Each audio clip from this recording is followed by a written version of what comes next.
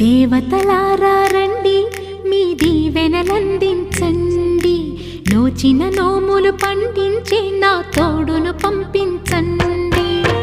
కలలో ఇలలో ఏ కన్నెకి ఇలాంటి పతి రాడనిపించే వరుణ్ణే వరముగా ఇవ్వండి.